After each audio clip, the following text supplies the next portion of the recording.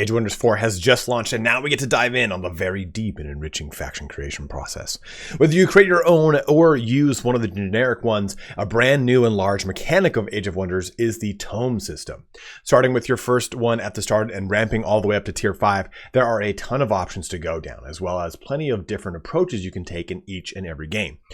But what ones should you take? In this video today, I want to give you a breakdown of every set of tomes and how they play to help you decide which ones to take on your many adventures in Age of Wonders. I'll be doing this video as spoiler-free as possible, meaning I'll just be showing the tomes and talking about them. I won't be showing off every spell or going into what every unit enchantment does. You can do that using the encyclopedia, but a big part of games, for me at least, is the discovery process. So I want to keep that intact for you should you want to experience it on your own. This really just means of giving you some direction. It's definitely not a min-maxing guide because you can choose whatever tomes and whatever combination you want. I just want to give you some concept or at least some ideas and perspectives on tomes if this is your first time jumping in, or maybe you've never gone to a certain affinity, whatever it is. You can navigate to any of the tomes broken up by affinities using the chapters in the timeline in the description. Also, if you've not yet picked up the game, you can use my link to my Nexus Store. Nexus gives you a Steam key directly from the developer, and it's a great way to support the channel as well as my mini Aussie's tyrannical toy addiction. Lastly, don't forget to follow me on Twitch, where I'll be streaming this game as well as the new CK3 DLC next week. Let's get started on which tomes to choose in Age of Wonders 4. So before we get started, I just want to give some general information on tomes real quick. Progressing from one tier to the next tier of tome requires 2 of the previous tier, as well as maybe some affinity. So let me show you what that means. So if we're in tier 1 right now, to move to tier 2, well, for in tier 2, moving to tier 3, if I hover over this, it says 0 out of 2, tier 2 tomes unlocked. It's the same thing if I'm moving from 1 to 2, from 2 to 3, from 3 to 4, from 4 to 5. You need to have 2 of the current tome tier to unlock the next tome. But when you progress from 3 to 4 is when you start to require affinity. And you'll need the affinity of whatever that tome is that you are jumping to. So this says that we need 6 Astral Affinity as well as 2 tier 3 tomes.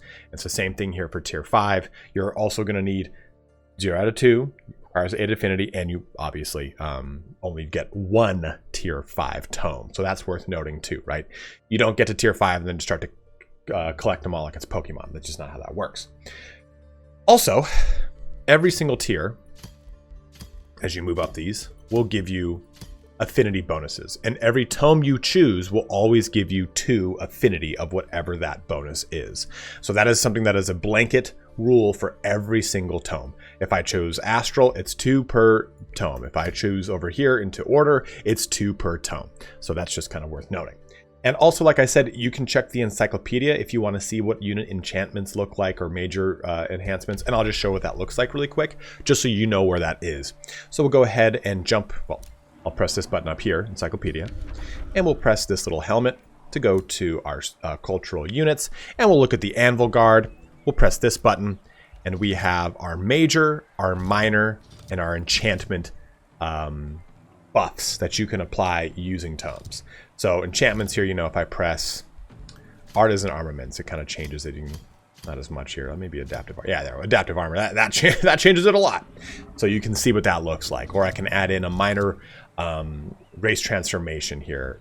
Animal kinship. One of them turns them. Here, this gives them pretty cool like earth armor. And then for a major transformation, I'm not even going to ruin these for you. I want you to experience them. You click any one of those and it's going to drastically change your character. So this gives you an idea or a preview of what that looks like in case you care about it aesthetically. But this is where you would see it, and you can see every single cultural unit in here.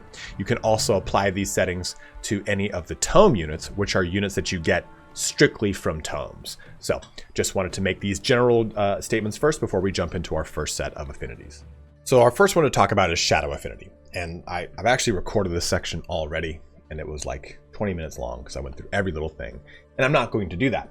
So what I'm going to do is talk about this affinity as a whole. And what you're going to be seeing here with this is a lot of necromancy and souls play. And that's to be expected, right? With the Tome of Necromancy and the Tome of Great Transformation and the Tome of Eternal Lord, all these things. What you get with this type of affinity is this unique mechanic where you have these souls that are created. And these souls are used for, as it says, producing undead units and casting certain shadow spells. But these souls are a little bit more than that, because every time you win a fight, you get souls through this soul harvest passive ability that you'll get from just the Tome of Souls.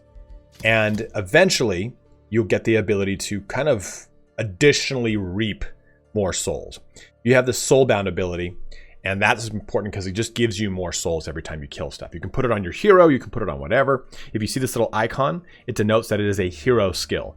Every single tome will have a hero skill like this. Probably should put that in the general section. That's neither here nor there. So, with these souls, you make skeletons. And with these skeletons, you can fuse them into bone golems, or you just have a whole ravening horde of skeletons. You get a ton of cool summons here. You get an ability to use a lot of different ice magic to enhance your weapons, enhance your arrows. You can enhance your weapons with a lot of penalties towards morale. You can cause insanity, which causes people to just lose control themselves. One of the coolest things in Shadow Affinity is this flash freeze terraforming spell. So basically, you turn terrain Arctic, which is sick. And when you do that, you use this Frost Spire, this unique special improvement that you get from this tome that allows you to get 3 knowledge per adjacent snow or ice province. And basically, when you couple this with their frosting transformation, you get the ability to Arctic walk, so you can walk on cold terrain easier. And it makes it so the enemy moves slower through your terrain. And you get more benefits either from knowledge or slowing them down or whatever it is with Flash Freeze. Keep in mind though, with Flash Freeze, if you don't have Arctic adaptation in your, I think it's a mind trait, then you cannot make farms on Arctic or snow squares. They're not squares, they're hexes. So if you do that, make sure you do it on like anything that is not a farm. But I think this is probably my favorite affinity so far. I have not played every single one to the 9s, but this is probably one of my favorite ones. It just is such a fun, enjoyable play style. You get fun things like greater reanimation. You get this awesome one where you get battlefield reanimation. You can resurrect all of your dead units and all the dead enemy units as zombies. And it's just so fun. There's so many ways to kind of play against the opponent, and actually losing things gives you things, more or less, right? You lose units, you get souls. You have ways to kind of like suck souls from people as they move through your lands. All these fun, cool things. And Shadow Affinity is really going to be the one for you if you're going for more of a dark style of playthrough, trying to hinge on the dark culture's Cull the Weak mechanic, where you take advantage of things that have weakened on them. And you're trying to just kind of really go hard on a summoning, debuffing, and also reanimating style of tome. Shadow Affinity is absolutely going to be the route for you. Our next tome affinity is Order Affinity, and I also really like this one. I mean, to be fair, I like everything in the goddamn game. But the Order Affinity is just your archetypical, very paladin approach. Between your Tome of Zeal, which focuses more on using Zeal and Condemned. So Zeal, you do 2 spirit damage, and you do double that against condemned units. And that's really the shtick here, is trying to get condemned on as many things as you can. Getting this spell called Condemnation does help with that, because they just become condemned until the end of the battle, and they take spirit damage. So that's your kind of route there. Or and that's really the focus. Legion of Zeal allows you to give Zeal to non-units that start with it, right? Like the Zealot has Zeal already, but the Legion of Zeal will add Zeal to your other units. You get other things like Inspiring Chant and Fanatical Workforce, which are nice and all, but Condemn also on your hero is also spiffy. But Tome of Faith is a little bit more on a support and defensive side of things. You get Faithful, which reduces the upkeep of stuff by 10%, which is quite nice. And you get the ability to add that to everyone. Where is it? Maybe, I think it actually might be in the next. There's a way to give, I think it's Covenant of the Faith. And there's a way to give Faithful, Mighty Meek, there you go. Faithful, you can give Faithful to tier 1 units in your army. So they're way cheaper, way cheaper, which is really nice. But Tome of Faith here is nice because you get cool things like Faithful Whispers, which helps increase allegiance. Army Heal, which is self-explanatory, but Staves of Mending, which gives you an ability, gives you a healing ability to your support units. So if you didn't have really much healing from your support units, you can get it with Tome of Faith, which is a lot of fun. And that's kind of the focus here, is on a lot of unit play. The Order Affinity buffs up your units. It supports your units. It gives you lots of units too. That's another important thing. Like you get the Inquisitor here, which is a skirmish unit. You get the Zealot here. You get the Tyrant Knight, which is pretty sick, all the way up to like an Eagle Rider. So there's a lot of really cool units you get from Order Affinity. And Order Affinity does have lots of things that focus on trying to overwhelm the enemy with spirit damage and buffing your guys up at the same time. I mean, you get mass condemnation, so you can put condemn on a 1 hex radius, which if you've not played yet is a pretty large radius. And this moves up quite a bit to doing a lot of the same things that it did from the beginning. The Order Affinity is, I guess, not unique, but it is whatever, in the sense that it the way it starts is the way it kind of ends. Shadow Affinity kind of evolves to become a little bit crazier towards the end. But the Order Affinity is really still about healing and support and making things better. Grants Faithful, reducing unit upkeep now to all those units, not just the tier 1 units. So it makes it so that your upkeeps are way better. It makes it so it's way easier for you to field larger armies. You get the ability to angelize people, like we've seen before. The Shrine of Smiting, a mythic unit whose power scales with the number of faithful units on the battlefield, which is super sick. And then you get the Tome of the God Emperor, which is probably the coolest tome in the game because I'm a Warhammer 40k fan. Like, good goddamn. Look at this. Sustain 20 spirit damage, become demoralized and condemned. If cast in enemy territory, the army additionally sustains 50% additional damage. So you cast that on the actual campaign map. You get Mass Revive, a lot of really cool abilities here with Order Affinity. So if you're looking for more of like a Paladins type playstyle that does have a lot of defensive and support abilities, but also plenty of aggression locked into this. Condemning things and trying to wombo combo condemn with Faithful, condemned with Zeal and using Faithful to reduce that upkeep is really the kind of crux of Order. And you're going to have a lot of fun if that's what your overall goal is. Chaos Affinity is wild. If you want to play this Skaven from Warhammer, the Tome of the Horde is where you're going to be starting. And the Horde and Pyromancy are your 2 tomes at the beginning of the game. So Horde is exactly what I was just saying. You use the Spawnkin Minor Race Transformation, you do 20% more damage and increase number of units in your formation. Makes the target race smaller and more numerous. It's just so sick. And you get stuff like Fury of the Horde, so all your tier 1 units become strengthened. It's very, very fun. Blaze of the Horde, target enemy unit suffers 3 damage for each friendly tier 1 unit, then 2 damage for each friendly non-tier 1 unit. Very cool, right? So what you also get with Chaos is this ability to summon irregular, well, not irregulars in this specific instance, but you get, hey, here's your Tome unit, the Houndmaster, but you get a lot of summoning spells, a lot more than you would think for the Chaos Affinity. Like, take a look at Shadow again, right? We had the cool stuff like the Summon Reaper, right? Or Greater Corpse Consumption, and really goes to town with that. 30% damage bonus, really cool stuff. Or you get to summon an entire army, right? Raise Undead Army. Well, with Chaos Affinity, Tome of the Horde being the starting point here, you get a lot of these just generic summon spells like this. It'll say, summon a random amount of X non-scout tier units. And that's really fun. So you have a lot of, well, chaos going on in your army. Moving into the Tome of Pyromancy, you get what you would think, same thing with Cryomancy, right? Where you're doing fire damage and you're inflicting burning, which is a persistent damage over time. You get Searing Blades, Fiery Arrows, Igniting Things, 2 summon spells with Lesser Magma Spirit and Pyromancy, and then just an outright, just, hit him with fire. It's super self-explanatory, but I think Pyromancy is probably one of the cooler, it's like one of the cooler unit enhancement splashes, as it were, right? Like, if I'm going really hard on Order or really hard in Nature or whatever it is, I think splashing in the Tome of, did I say Tomb? The Tome of Pyromancy in the beginning is a really fun way to start. And I think it's another one of those ones, like, I think Tome of Pyromancy and Cryomancy, and I think it's also Enchantment. Yeah, Enchantment are 3 really good, just, hey, you're only touching this affinity for this tome and then you're leaving it because it's got a lot of really good early game buffs. Searing Blades, that's a lot of damage here. Fiery Arrows, a lot of good damage. And these are 2 really good summon spells right out the gate. And I think that's really the big draw here for Pyromancy. You could never ever touch Chaos Affinity again and be very content with this tome, which is nice. Tome of Revelry adds Skjald, my very favorite, what's it called? My very favorite D&D Bard subclass, or if you play Dark Ages of Camelot. Midgard forever. Also, you get Blood Fury weapons, morale bonuses, and strengthen. Melee and physical range attacks deal 2 additional damage. Rebels of Blood here. So a lot of stuff that deals with morale and also experience gain. So doing a lot of things to kind of boost your experience gain for all of your units, which is a lot of fun.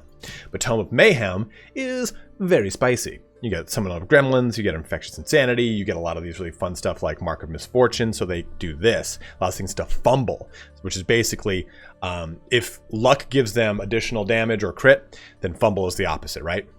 If this unit attack is fumbled, is damage reduced by 50%. And fumbles are usually caused by low morale, so you get how that kind of goes. But Pandemonium is kind of your progression point from Revelry, and it is a lot of basic, I don't want to say crowd control, but it's got a lot of those kind of elements. Summing up Chaos Eaters is a fun thing as well.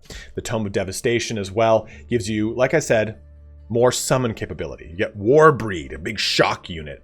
You get Unleash the Warhounds, gain 6 Warhound units on the attacker side whenever you do a siege. Devastating Spheres here. Focus Devastation. Flame Burst Weapons, which is kind of your upgrade now from your Searing Blades. Look at these things.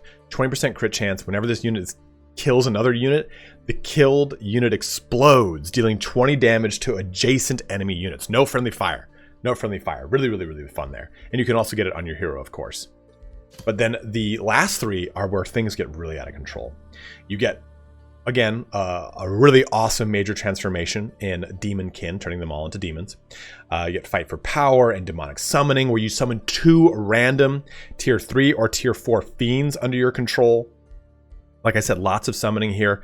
You get the Chaos Channeling, which gives you the Golden Horde. Look at that, full army of random non-scout tier 1 units. So you couple that with a lot of the bonuses you got from Tome of the Horde, or maybe you went with Overwhelm Tactics and other cool things to really kind of lean into that real Skaven type approach. Gremlin Ambushers targets a city, and whenever you fight in that domain, a gremlin is summoned next to one of your units every turn. Up to 5 gremlins can be summoned. So like I said, there's a lot of summons that are not specific summons in this affinity, which makes it very fun and chaotic, and I think that's really awesome. Scion of Flame is really cool too, because they basically turn into like walking flaming dudes. Not that turning them to demons wouldn't, but neither here nor there. Now, Tome of the Chaos Lord is your final one, and you get Summon Balor. Look at that guy. Target city loses 2 pop and spawns a Balor, a mythic unit that wreaks havoc on your foes. Sunder the Earth, Chaos Brand. I think it's the strongest summon. I think there might be one other one in Astral, I can't remember. But a lot of really awesome abilities in Incite Rebellion here. So if you really want to play heavy into a horde mechanic, or you just want to go really hard on summoning a ton of things to overwhelm your enemy, Chaos Affinity is definitely going to be for you. If you want to go down that route of causing a lot of fire damage, Chaos Affinity is going to be the one for you.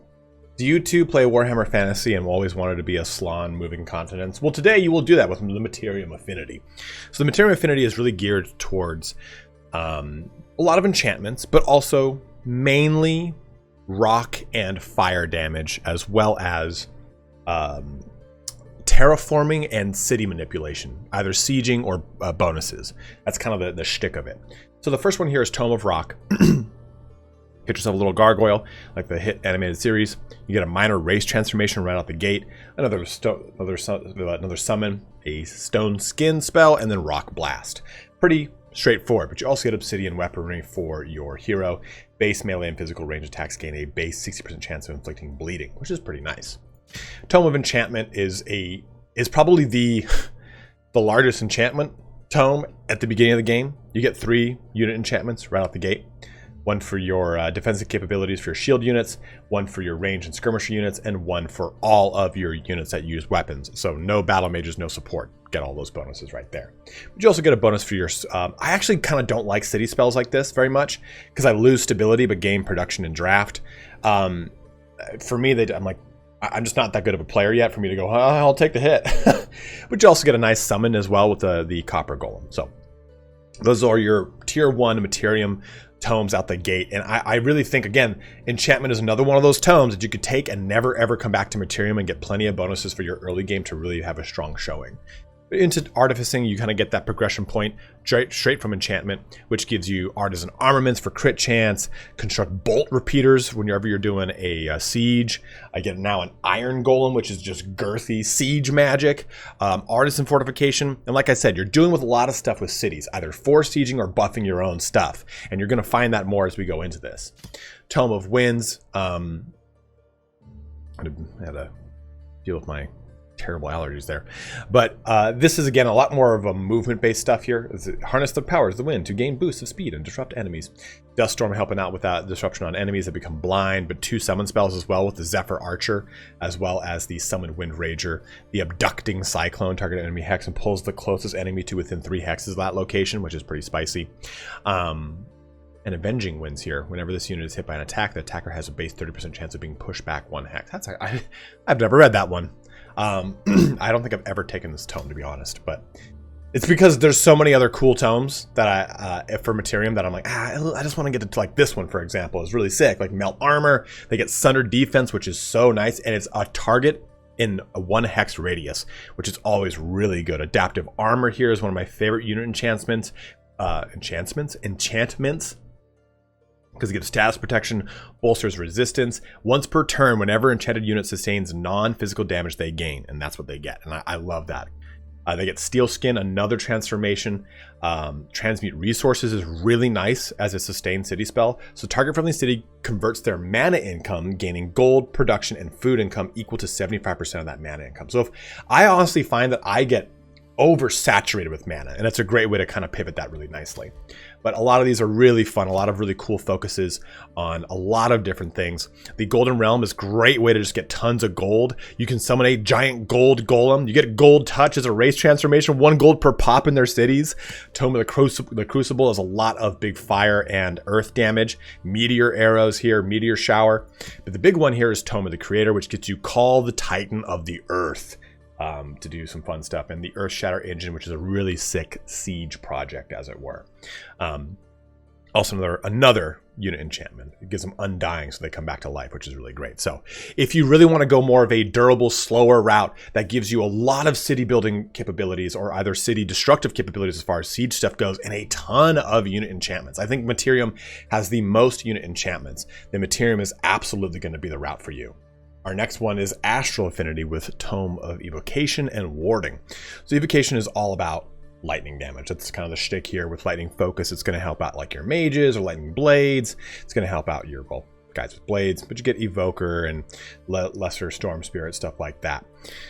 With Warding, you are going to have things that are just kind of working on defense capabilities, like Mark of Invulnerability, which outright makes things invulnerable on the map, or not on the map, in the battlefield, which is lovely, and Staves of Warding, which helps out with bolstering resistances. Static Shield, Magical Wards helping out again with resistances, but Summoning Phantasm Warrior. 2 really, really strong tomes at the beginning of the game. Again, Tome of Evocation is one you could take and never take again in anything else in Astral, because just to get these little bonuses for your mage and your fighter, shield, polearm, skirmisher, shock units, which is really nice. Moving into tier 2, we have the Tome of Scrying, which is, it's okay. I kind of don't like this one very much because it relies more on inflicting marked, which reduces things evasion, and True Sight, which allows you to see anything if they're invisible or camouflage. Like the Tower of True Sight might be the best thing in here because cities achieve True Sight, making it possible to spot invisible or camouflaged enemies. And you'll see with this entire affinity now, from this point on, it's about movement and heavy lightning damage. Or I guess arcane damage at the same point, right? Like Amplified Arrows here does lightning. And also a good amount of summoning. So you'll get stuff like Chain Lightning, which is probably one of my favorite damage spells in the game. I don't know why. Chain Lightning is always something I really enjoy in these games, in any game pretty much.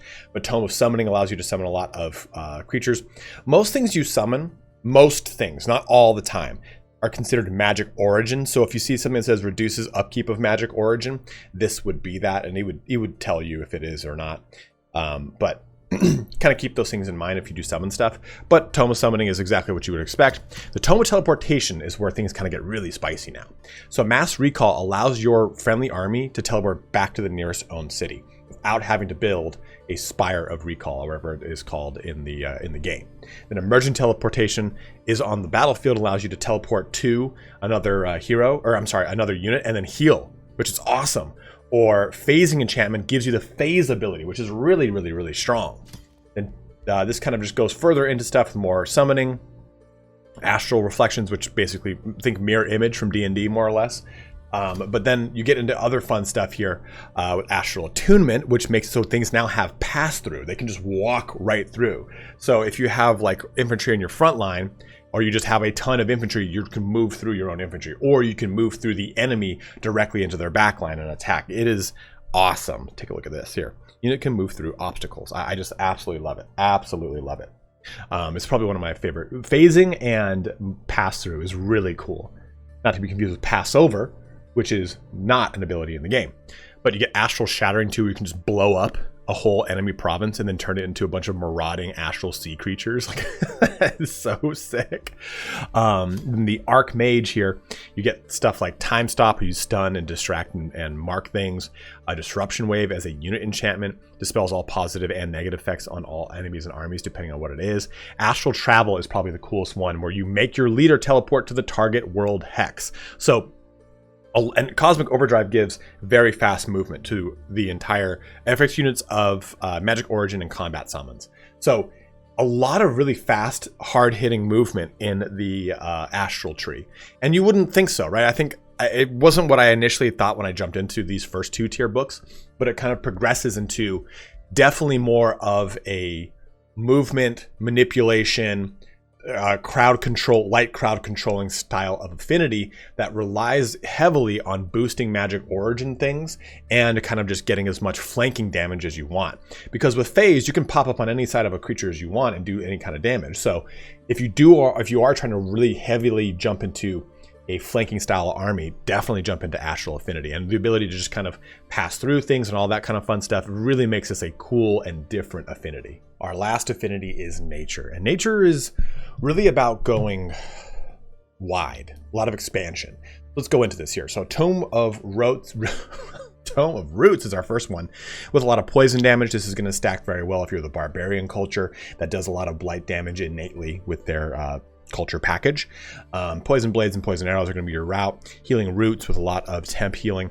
Temp healing, that's kind of the shtick there, right? And then also lots of regeneration. That is going to be a big thing you're going to see in Nature Affinity, is a lot of regen and a good deal of summoning as well, focusing a lot on beasts. So a lot of things for beasts here, like animal kinship, giving you damage bonuses and stuff like that when adjacent to animal. Almost said animal or cavalry units. They are granted 10% damage and 10% crit chance. So kind of like a Strong Together, but for animals. So very nice indeed. Call of the Wild here for bolster defense and strengthen, and summon up a random wild animal. And this from here will kind of start to gear towards, again, regen, a lot of rampant growth, a lot of bonuses either for forests or around forest things in your own domain and stuff like that.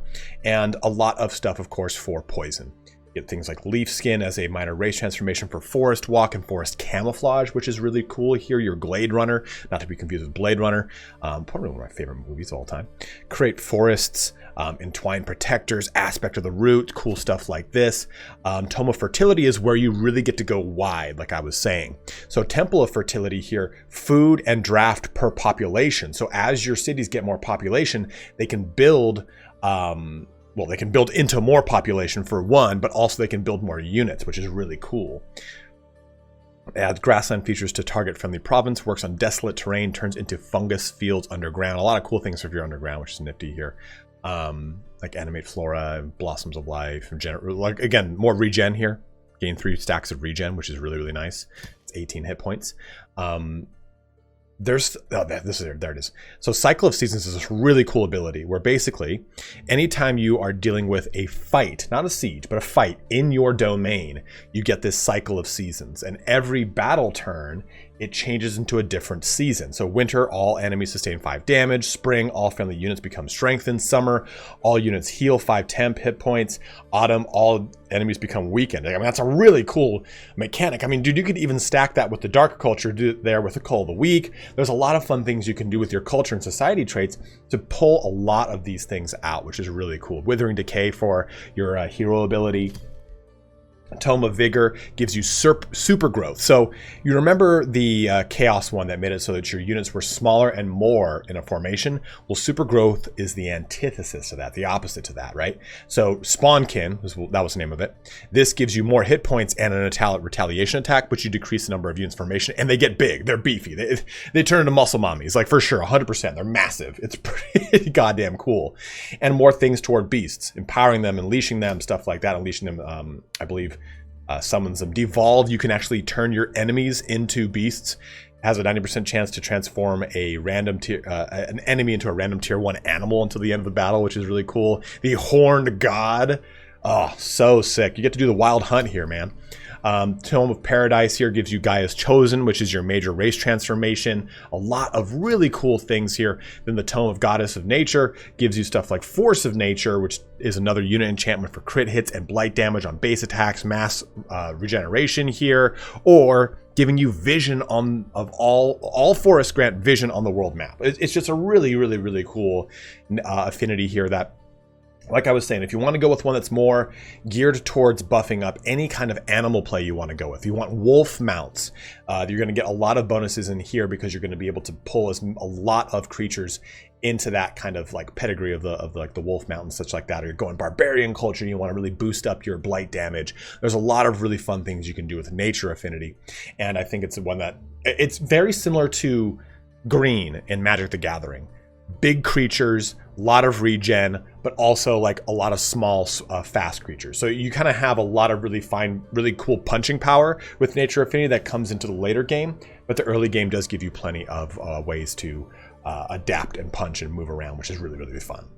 So at that, it covers all of our affinities here in Age of Wonders 4. And there are you can go about this in any way you so wish. I just wanted to kind of give you a bit of a primer on each one of these affinities so you have a good idea of how they all play out.